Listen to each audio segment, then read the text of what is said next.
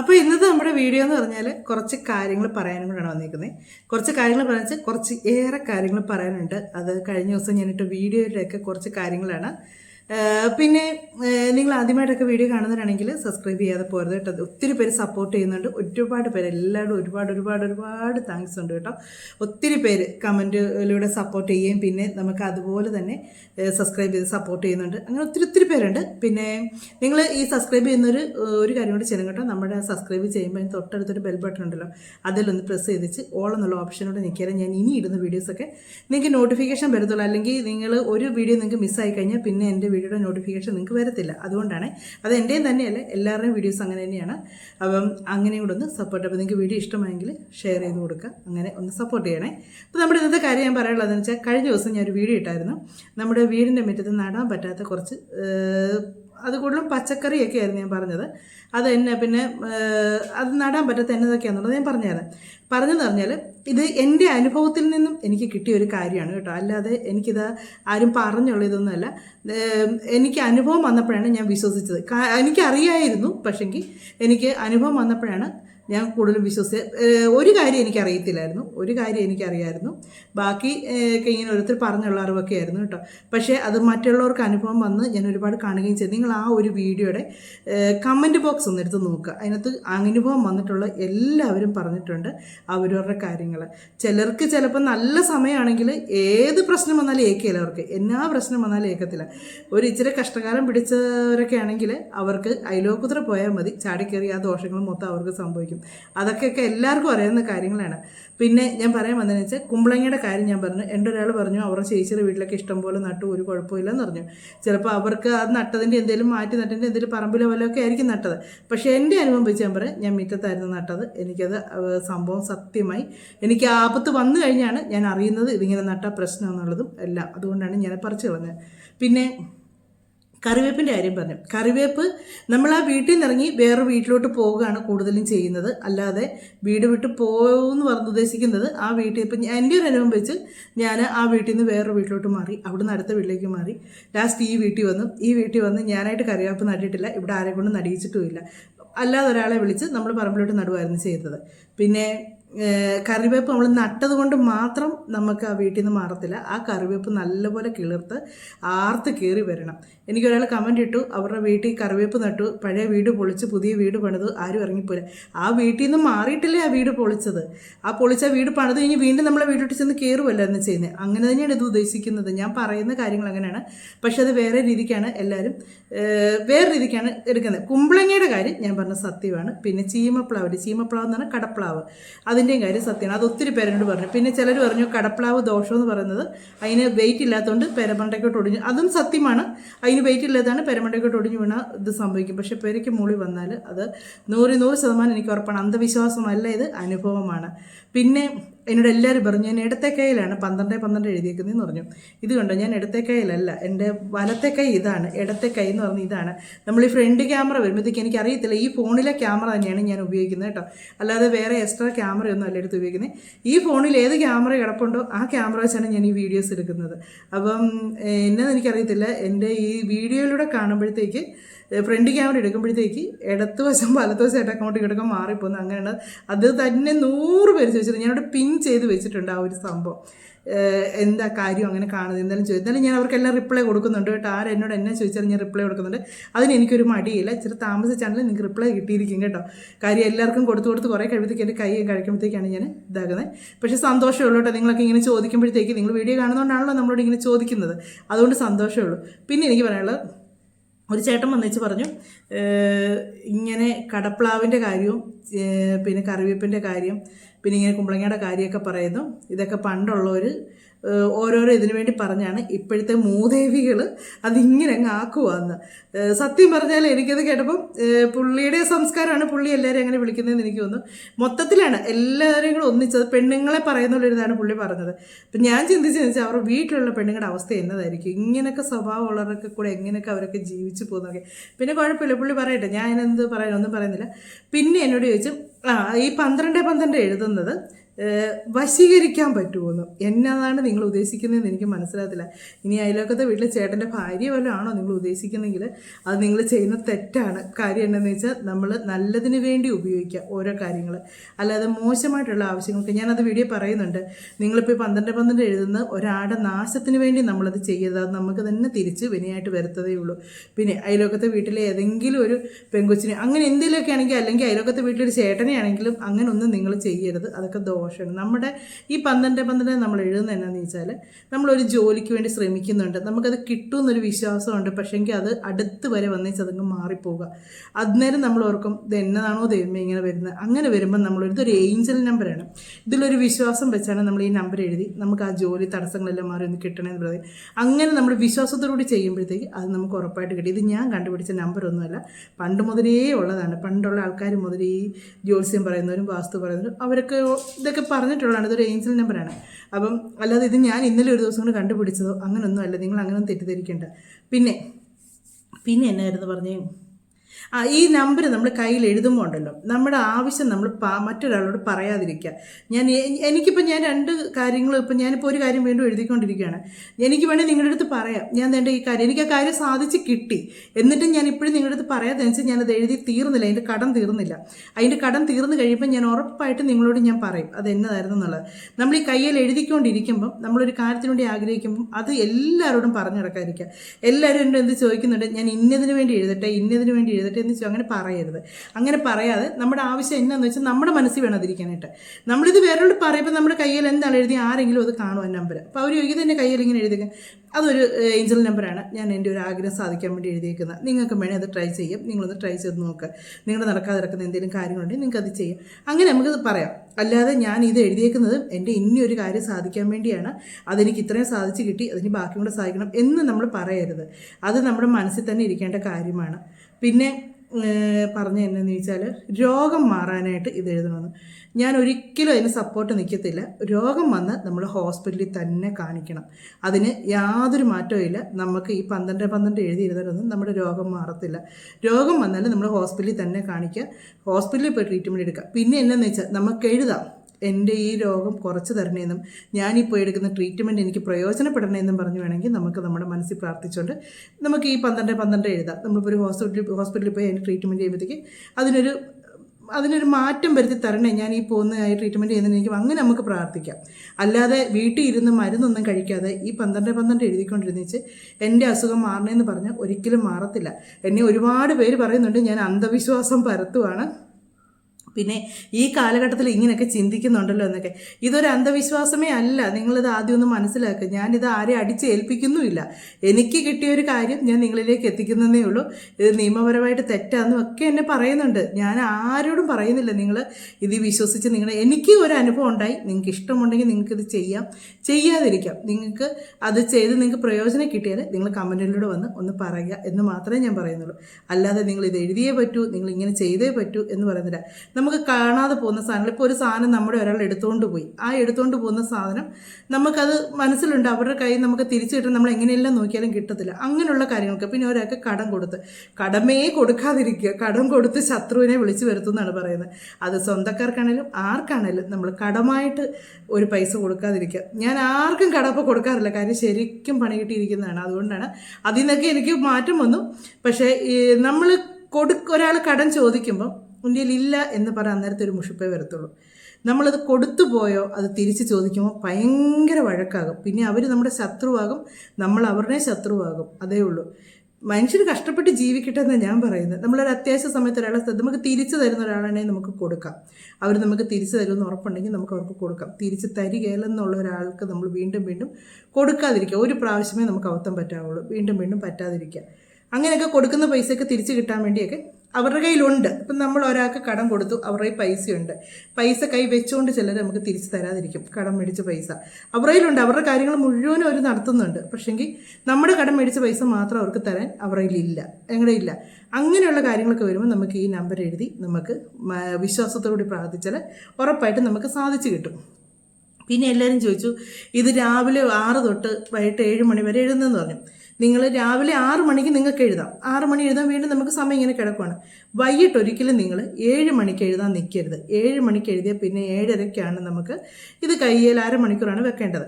അപ്പോൾ നിങ്ങളൊരു 6:30ക്ക് എഴുതി 7 മണിയാകുമ്പോൾ 6:30ക്ക് മുന്നേ എഴുതുക. കാര്യം കൃത്യം 6:30 ആകുമ്പോഴത്തേക്ക് ചിലപ്പോൾ അങ്ങോട്ടോ ഇങ്ങോട്ടോ സമയമൊക്കെ ഒന്ന് മാറ്റം വന്നിരിക്കുക. 6:30ക്ക് മുന്നേ നമ്മളൊന്ന് എഴുതുക. എഴുതി കഴിയുമ്പോൾ 7 മണിയാകുമ്പോഴത്തേക്ക് അത് ഓക്കെ ആകും. അങ്ങനെയുണ്ട്. കുറേ പേര് ചോദിച്ചായിരുന്നു 7 മണിക്ക് എഴുതിയാൽ കുഴപ്പമുണ്ടെന്ന്. 7 മണിക്ക് എഴുതുമ്പോൾ നമ്മുടെ സമയം കഴിഞ്ഞു പോയി അന്നത്തെ. പിന്നെ ചോദിച്ചായിരുന്നു ഒരു ദിവസം എഴുതാതിരുന്ന വെച്ച് പിറ്റേ ദിവസം തൊട്ട് എഴുതുന്നുണ്ട് കുഴപ്പമുണ്ട്. അങ്ങനെ എഴുതാതിരിക്കുക. ഒരു ദിവസം എഴുതിയതിന് ശേഷം ആ ദിവസം അവിടെ എഴുതിയില്ലെങ്കിൽ നമ്മൾ പിന്നെ ഒരു 7 ദിവസം അതിന് ഇടവേള കൊടുത്തതിന് ശേഷം വേണം നമ്മൾ വീണ്ടും എഴുതാനായിട്ട്. പിന്നെ ഒരു കാര്യം സാധിച്ചു കഴിഞ്ഞാൽ അത് പിന്നെ അവിടെ നിർത്തണമെന്ന് എനിക്ക് വേണ്ട. നമുക്കൊരു കാര്യം ഇപ്പം ഞാൻ എൻ്റെ കാര്യം സാധിച്ചിട്ടാണ് ഞാൻ ഇരിക്കുന്നത്. ഇപ്പോഴും ഞാൻ എഴുതുന്നുണ്ട്. എഴുതുമ്പോൾ ഞാൻ എൻ്റെ മനസ്സിൽ പ്രാർത്ഥിച്ചുകൊണ്ടിരുന്നത് എനിക്ക് ഈ അനുഗ്രഹം തന്നതിന്, എനിക്ക് ഞാൻ ചോദിച്ച കാര്യം എനിക്ക് സാധിച്ചു തന്നതിന് നന്ദിയാണ് മനസ്സിൽ പറയുന്നത്. നന്ദിയാണ് ഞാൻ മനസ്സിൽ പറയുന്നത്. നന്ദി പറഞ്ഞാണ് ഞാൻ ഇപ്പോൾ എഴുതിക്കൊണ്ടിരിക്കുന്നത്. എനിക്ക് ഈ കാര്യം സാധിച്ചു കിട്ടിയതിന് നന്ദി എന്ന് പറഞ്ഞാണ് ഞാൻ എഴുതുന്നത്. അല്ലെങ്കിൽ അത് നമ്മൾ അവിടെ നിർത്തില്ല. നമ്മൾ അതിപ്പോൾ എല്ലാവരും എന്നോട് ചോദിച്ചു സാധിച്ചു കഴിഞ്ഞ് പിന്നെ എന്നാന്നും പറഞ്ഞ് എഴുതണ്ടേന്ന് ചോദിച്ചു. നമ്മൾ സാധിച്ചു കഴിഞ്ഞാൽ അതിൻ്റെ നന്ദി പറഞ്ഞാണ് നമ്മൾ എഴുതേണ്ടത്. നമുക്ക് അതിനുള്ള നന്ദി പറയാനുള്ള അവസരമാണ് പിന്നെ കിടക്കുന്നത്. അങ്ങനെ പിന്നെ ഒരു പ്രാവശ്യം ഇത് എഴുതി നിങ്ങൾക്ക് കിട്ടിയില്ല എന്ന് പറഞ്ഞ് നിങ്ങൾ വിഷമിക്കേണ്ട. നിങ്ങൾ പിന്നെ 7 ദിവസം കഴിയുമ്പോൾ വീണ്ടും ഒന്ന് എഴുതി നോക്ക്. അത് നമ്മുടെ വിശ്വാസം പോലെയാണ് നമുക്കിത് ഓരോ കാര്യങ്ങൾ കിട്ടുന്നത്. ഞാനിതൊക്കെ പറയണമെന്ന് വിചാരിച്ച് കുറച്ച് വേറെ വീഡിയോ ഒക്കെ ചെയ്യണമെന്ന് വിചാരിച്ചിരുന്നത്. പക്ഷേ ഇതിനകത്ത് ചോദ്യങ്ങൾക്കുള്ള മറുപടി എഴുതി ഞാൻ മടുത്തു. പക്ഷേ ആ എഴുതും തന്നെയാണ് വീണ്ടും വീണ്ടും ആൾക്കാർ ചോദിക്കുന്നത്. പിന്നെ എന്നെ എല്ലാവരും ഇങ്ങനെ പറഞ്ഞ് പേടിപ്പിക്കാൻ പറയണ്ട കേട്ടോ. ഞാൻ അന്ധവിശ്വാസം പരത്തുന്നു നിയമപരമായിട്ട്. എനിക്ക് അങ്ങനെയൊന്നും പേടിയൊന്നുമില്ല കേട്ടോ. കാര്യം വെച്ചാൽ ഞാൻ ഒരു അന്ധവിശ്വാസവും പരത്തുന്നില്ല. അങ്ങനെയൊന്നും നിയമത്തെ പേടിയില്ലെന്നല്ല, അങ്ങനെയൊന്നും പറഞ്ഞ് ചുമ്മാ എന്നെ ഇതാക്കാൻ വരണ്ട. ഞാൻ ആരും നിർബന്ധിച്ചൊന്നും ചെയ്യിപ്പിക്കുന്നില്ല. എൻ്റെ ഒരു വിശ്വാസം ഞാൻ പറയുന്നുള്ളൂ. കറിവേപ്പിൻ്റെ കാര്യമാണേലും സത്യമാണ്, ഈ കടപ്ലാവിൻ്റെ കാര്യങ്ങൾ സത്യമാണ്. നിങ്ങൾ അതിനകത്തൊരു കമൻറ്റ് ഞാൻ പിൻ ചെയ്ത് വെച്ചിട്ടുണ്ട്. ആ ഒരു വീഡിയോ എനിക്കൊന്ന് മിനിഞ്ഞാന്നിട്ട വീഡിയോ ആണെന്ന് തോന്നുന്നു കേട്ടോ. അതെ, മിനിഞ്ഞാന്നിട്ട വീഡിയോ ആണ്. ആ വീഡിയോയ്ക്കകത്ത് ഞാനൊരു കമൻറ്റ് പിൻ ചെയ്ത് വെച്ചിട്ടുണ്ട്. അത് ഒരു കുട്ടികൾക്കൊരു ചങ്ങാതി എന്ന് പറഞ്ഞ ഒരു ചാനൽ നടത്തുന്ന ഒരു അമ്മയാണ്. ആ അമ്മയുടെ ചാനലെന്ന് പറഞ്ഞാൽ കുഞ്ഞുങ്ങൾക്ക് വേണ്ടിയുള്ളൊരു ചാനലാണ്. കൊച്ചു പിള്ളേരൊക്കെ നിങ്ങളൊക്കെ ആരെങ്കിലുമൊക്കെ ആ ഒരു ചാനൽ ഒരു പ്രാവശ്യം ഒന്ന് കണ്ടു നോക്കുക. കാര്യം ഒരുപാട് പുരാണ കഥകളും വിശ്വാസങ്ങളും ഒക്കെയാണ് അമ്മ അതിലൂടെ പറയുന്നത്, കുഞ്ഞുങ്ങളെ പറഞ്ഞ് മനസ്സിലാക്കി കൊടുക്കുന്നത്. ആ വിശ്വാസത്തിലൂടെയാണ് നമുക്ക് കുഞ്ഞുങ്ങൾക്കൊക്കെ പഴയ കഥ, ഇപ്പോൾ മിക്ക വീടുകളിൽ ഇല്ലാത്ത വന്നൊരു വംശനാശം വന്ന് പോയേക്കുന്നൊരു കാര്യം എന്ന് പറഞ്ഞാൽ പിള്ളേർക്കൊന്നും നമ്മുടെ കഥകളും കാര്യങ്ങളും ഇപ്പോൾ ഒരു ക്രിസ്ത്യതിലാണെങ്കിൽ ക്രിസ്ത്യതിൽ എത്ര ഇല്ലെന്ന് എനിക്ക് തോന്നുന്നു കേട്ടോ. ക്രിസ്ത്യതിൽ വേദപാഠവും സൺഡേ സ്കൂളും ഒക്കെ പള്ളിയിൽ പോകുന്നൊരു കുഞ്ഞുങ്ങൾക്കൊക്കെ കുറേയൊക്കെ അറിയാം. മുസ്ലിങ്ങളുടെ ഇതിലറിയാം. ഏറ്റവും കൂടുതൽ എനിക്കൊന്നും അറിയാൻ മേലാത്ത ഹിന്ദുക്കളുടെ കൂടുതലെന്ന് എൻ്റെ കുഞ്ഞുങ്ങൾക്ക് അറിയത്തിലുള്ള സത്യം ഞാൻ പറയാം. എനിക്കൊട്ട് പറഞ്ഞു കൊടുക്കാനായിട്ട് അറിയത്തുമില്ല. കാര്യം എന്നാന്ന് ചോദിച്ചാൽ അവർക്കൊക്കെ അറിയില്ല. അവരെന്ന് വെച്ചാൽ ഞായറാഴ്ച ദിവസം ഒരു മതപഠന ക്ലാസ്സോ അങ്ങനെയൊന്നും നമ്മുടെ ഏരിയയിലൊന്നും ഞാൻ കണ്ടിട്ടുമില്ല. ആരും അതിനുവേണ്ടി മുൻകൈ എടുക്കുന്നതും കണ്ടിട്ടില്ല.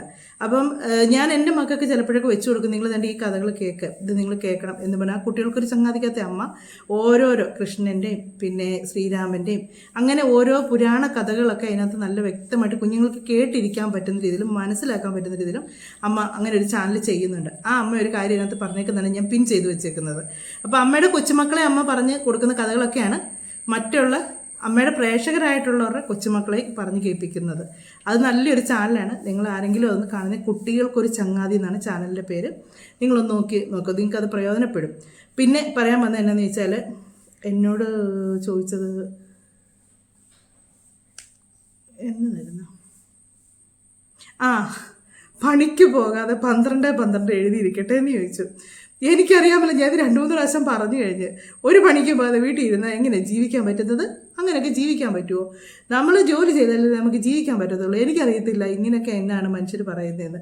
നമ്മൾ എന്നാണേലും ഒരു പണി ചെയ്താലല്ലേ നമുക്ക് ജീവിക്കാൻ പറ്റുള്ളൂ. അല്ലാതെ ചുമ്മാ ഇരുന്ന് അങ്ങനെയാണ്. പിന്നെ ഈ ലോകത്ത് മൊത്തം 12 എഴുതി എല്ലാവരും ഇരുന്നാൽ പോലെ ഇങ്ങനെയുള്ള മണ്ടത്തരങ്ങളൊന്നും പറയരുത് കേട്ടോ. എന്നിട്ട് എന്നെ വണ്ടിയിൽ നിന്ന് വിളിക്കുക. ഇവർ ഈ മണ്ടത്തരം പറഞ്ഞു വെച്ച് ഞാൻ ആരോടും പറഞ്ഞിട്ടില്ല. ജോലി ചെയ്യാതെ നിങ്ങൾ 12 എഴുതിയിരിക്കും, നിങ്ങളുടെ കൈ പൈസ വരുമെന്ന് ഞാൻ ആരോടും പറഞ്ഞിട്ടില്ല. എൻ്റെ ഒരു അനുഭവം ഞാൻ പറഞ്ഞു, എനിക്ക് റിസൾട്ട് കിട്ടി. പക്ഷേ നിങ്ങൾ ആ കമൻ്റൊക്കെ എടുത്തു നോക്കുക. അതിനകത്ത് ഒരുപാട് പേർക്ക് ഈ 12 എഴുതി പ്രയോജനം കിട്ടിയവരുണ്ട്. പിന്നെ അതുകൊണ്ടാണ് ഞാൻ പറഞ്ഞത്, എന്നോട് തന്നെ എന്നിട്ട് പറയുകയാണ് പണി ചെയ്യാതിരുന്നാൽ പോരാ. അങ്ങനെയൊക്കെ അല്ലെന്നേ, പണിയൊക്കെ ചെയ്യണം, ജോലിയൊക്കെ ചെയ്യണം. ജോലിയൊക്കെ ചെയ്ത് നമുക്ക് ആ കിട്ടുന്ന പൈസ നമ്മൾ സ്വരുക്കൂട്ടി വെക്കുക തന്നെ ചെയ്യണം. നമുക്ക് അതിനേക്കാൾ ഇച്ചിരി നല്ലൊരു കാര്യത്തിന് വേണ്ടി നമ്മൾ മെനക്കെടുന്നുണ്ടെങ്കിൽ അത് ഒന്നിൻ്റെ കൂടെ ഒരു തള്ളും കൂടെ. നമ്മൾ എന്ത് കാര്യത്തിനും ദൈവത്തോട് പ്രാർത്ഥിക്കത്തില്ലേ, അതുപോലെയുള്ളൂ കേട്ടോ, അല്ലാതൊന്നുമില്ല. നമ്മളിപ്പം ഞാനിപ്പോൾ ഇത് പറയാനുള്ള കാരണം എന്ന് വെച്ചാൽ ഇത് അന്ധവിശ്വാസമാണ്. നമ്മൾ ദൈവത്തെ വിശ്വസിക്കുന്നുണ്ട്, അതുപോലെ തന്നെയുള്ളൂ ഇത്. ചിലപ്പോൾ ഞാനിത് പറയുമ്പോൾ ഇനി അറിയാവുന്ന ൊക്കെ ഉണ്ടോ എന്ന് എനിക്കറിയത്തില്ല. ക്രിസ്ത്യൻസ് ആയിട്ടുള്ളവർക്കൊക്കെ അറിയായിരിക്കും ഈ ഒരു പ്രാർത്ഥന. കാര്യം എന്താണെന്ന് വെച്ചാൽ നമ്മൾ ചിലപ്പോൾ നിങ്ങൾ കളിയാക്കുമായിരിക്കും, അല്ലാതുള്ളവർ ദൈവവിശ്വാസം ഇല്ലാത്തവരൊക്കെ. പക്ഷെ കളിയാക്കിയാലും കുഴപ്പമില്ല. എനിക്ക് പറയാനുള്ളത് ഞാൻ പറയണം, ഈ ഭയങ്കര ഇടിയും കാറ്റും മഴയൊക്കെ വരുമ്പോഴത്തേക്ക് നമുക്ക് പേടിപ്പെടുത്തുന്ന ചില ഇടിയും കാറ്റും മഴയൊക്കെ ഉണ്ട്. അപ്പം അങ്ങനെ വരുന്ന സമയത്ത് നമ്മൾ അവിടെ നിന്ന് എവിടെ നമ്മളിരിക്കുന്ന അവിടെ നിന്ന് ഉറക്കെ പ്രാർത്ഥിച്ചാൽ മതി. ഞാൻ പ്രാർത്ഥിക്കുന്നത് എങ്ങനെയാണെന്ന് വെച്ചാൽ, യഹൂദന്മാരുടെ രാജാവായ നസ്രയേൽക്കാരനായ ഈശോയെ, ഈ ഇടിയും പേമാരിൽ നിന്ന് ഞങ്ങളെ കാത്തുകൊള്ളണേ എന്ന് പ്രാർത്ഥിക്കാം. ആ നിമിഷം തന്നെ ഉണ്ടല്ലോ നമുക്കത് ശാന്തമാകും. അത് ഇവിടെ ഈ പിള്ളേർക്കും ഭയങ്കര വിശ്വാസമാണ്. കാര്യം എൻ്റെ മക്കൾക്ക് വിശ്വാസം എന്ന് പറഞ്ഞാൽ അവരുടെ മുന്നിൽ ഇരുന്ന് ഇനി പ്രാർത്ഥിച്ചുകൊണ്ട് അവർക്കറിയാം. അവരതുകൊണ്ട് ഭയങ്കര ഇടിയൊക്കെ വരുമ്പോഴത്തേക്ക് പറയും, അമ്മേ ആ പ്രാർത്ഥന ഒന്ന് പ്രാർത്ഥിക്കുക. അവർക്കും അറിയാതെ. ഇവർ കുഞ്ഞുങ്ങളായിരുന്നപ്പോൾ ഞാനിത് പറഞ്ഞു കൊടുത്തത്. ഇത് ഞാൻ പഠിച്ചത് എൻ്റെ വല്യമ്മച്ചിയുടെ അടുത്തുനിന്ന് കേട്ടോ, എൻ്റെ അമ്മയുടെ അടുത്തുനിന്ന്. അതെങ്ങനെയാണ് സംഭവം എന്ന് ചോദിച്ചാൽ, എൻ്റെയൊക്കെ കുഞ്ഞിനെ ഞാനും 4ാം ക്ലാസ്സിലൊക്കെ പഠിക്കുന്ന സമയത്ത് ഈ കിഴക്കനേരിയാണ് എൻ്റെ അമ്മയുടെ വീട് കേട്ടോ. അവിടെ ചില കുന്നും മലയൊക്കെ ഉള്ള സ്ഥലമാണ്. ഇപ്പോൾ ഇവിടെയൊക്കെ റോഡൊക്കെ നല്ല ഇതായി. അന്നൊന്നും അങ്ങനെയൊന്നുമില്ല, വീതിയുണ്ട് വഴിക്ക്, പക്ഷേ ചുമ്മാ കുത്തിപ്പൊളിഞ്ഞ് മണ്ണായിട്ട് കിടക്കുന്ന റോഡൊക്കെയാണ്, കല്ലുമൊക്കെ ആയിട്ട് കിടക്കുന്നതാണ്.